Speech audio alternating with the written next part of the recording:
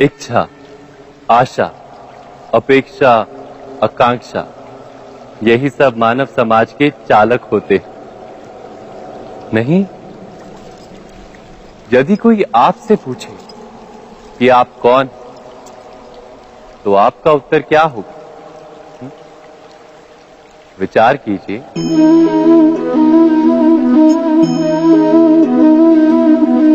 आप तुरंत ही ये जान पाएंगे कि आपकी इच्छाएं ही आपके जीवन की व्याख्या है। कुछ पाने से मिली सफलता, कुछ ना पाने से मिली निष्फलता ही आपका परिचय।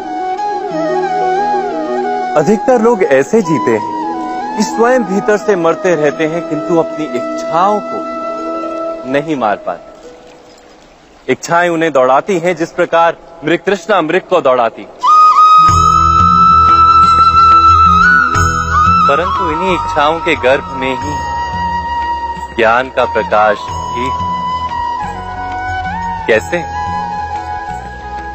जब इच्छाएं अपूर्ण रहती और टूटती, तब वहीं से ज्ञान की किरण प्रवेश करती है मनुष्य के हृदय।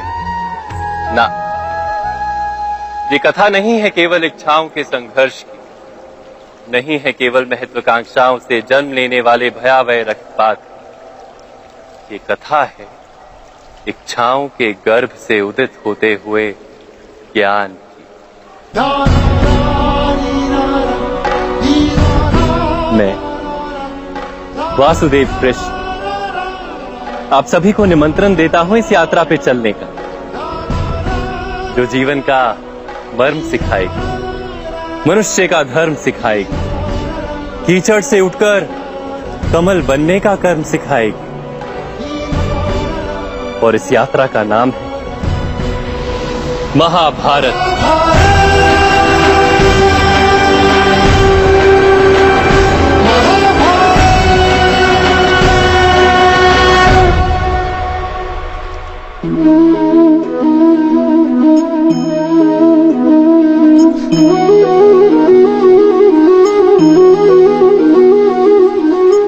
संतानों के भविष्य को सुख से भरने का प्रयत्न करना, यही हर माता पिता का प्रथम कर्तव्य होता है, जिन्हें आप इस संसार में लाए और जिनके कर्मों से ये जगत आपका भी परिचय पाएगा भविष्य में।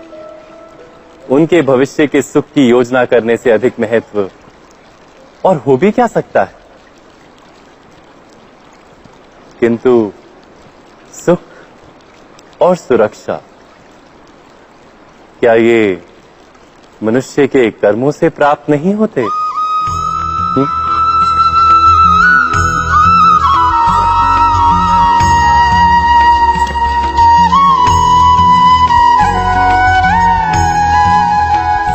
माता पिता के दिए हुए अच्छे या बुरे संस्कार, उनकी दी हुई योग्य अथवा अयोग्य शिक्षा, क्या आज के सारे कर्मों का मूल नहीं?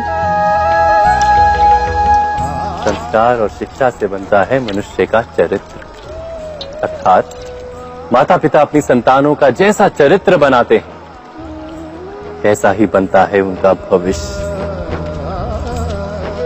किंतु फिर भी अधिकतर माता पिता अपनी संतानों का भविष्य सुरक्षित करने की चिंता में उनका चरित्र निर्माण का कार्य भूल ही जाते हैं। वस्तुतः जो माता पिता अपनी संतानों के भविष्य की चिंता करते हैं, उनकी संतानों को कोई लाभ नहीं होता। किंतु जो माता पिता अपने संतानों के भविष्य की नहीं, उनके चरित्र का निर्माण करते हैं, उन संतानों की प्रशस्ति समस्त संसार करता है। स्वयं विचार कीजिए।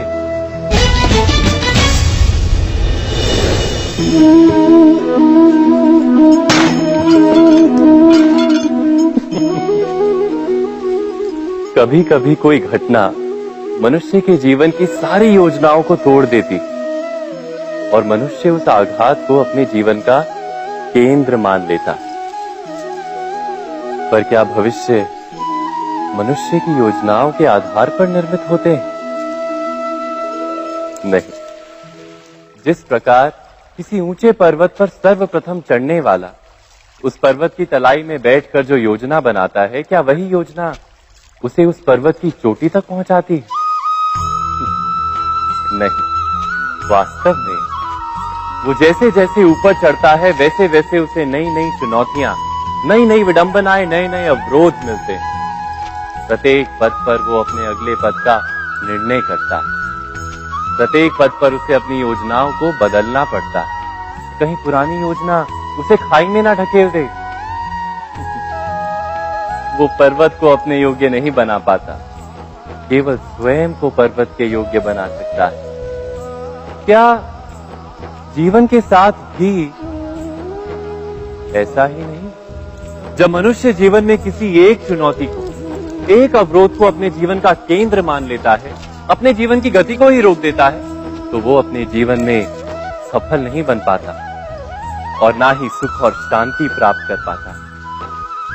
अर्थात जीवन को अपने योग्य बनाने के बदले स्वयं अपने को जीवन के योग्य बनाना ही सफलता और सुख का एकमात्र मार्ग नहीं?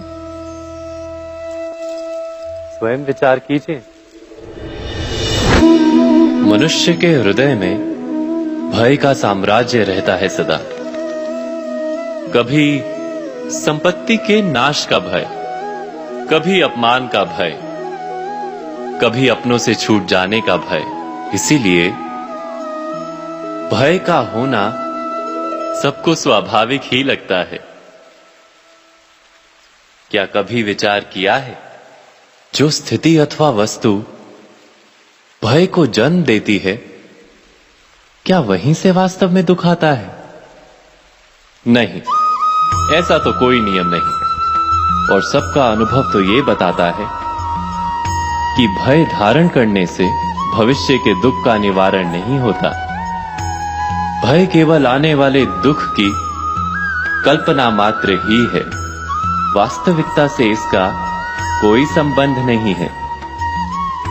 तो क्या ये जानते हुए भी कि भय कुछ और नहीं, केवल कल्पना मात्र ही है, इससे मुक्त होकर निर्भय बन पाना क्या बहुत कठिन है?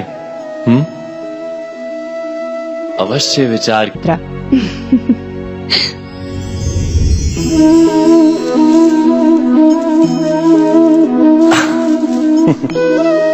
मनुष्य के सारे संबंधों का आधार है अपेक्षा। पति कैसा हो जो मेरा जीवन सुख और सुविधा से भर दे? पत्नी कैसी हो जो सदैव मेरे प्रति समर्पित रहे? संतान कैसी हो जो मेरी सेवा करे, मेरा आदेश माने?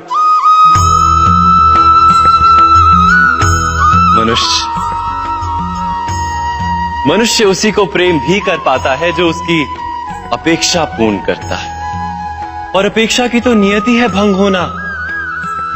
कैसे? क्योंकि अपेक्षा मनुष्य के मस्तिष्क में जन्म लेती है। कोई अन्य व्यक्ति उसकी अपेक्षाओं के बारे में जान ही नहीं पाता।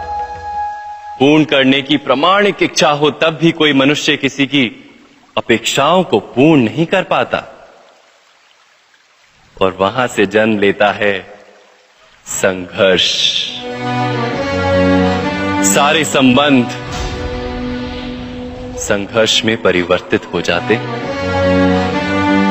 पर मनुष्य अपेक्षा को संबंध का आधार ना बनाए और स्वीकार करे केवल संबंध का आधार, तो क्या ये जीवन स्वयमेव सुख और शांति से नहीं भर जाएगा? स्वयं विचार कीजिएगा।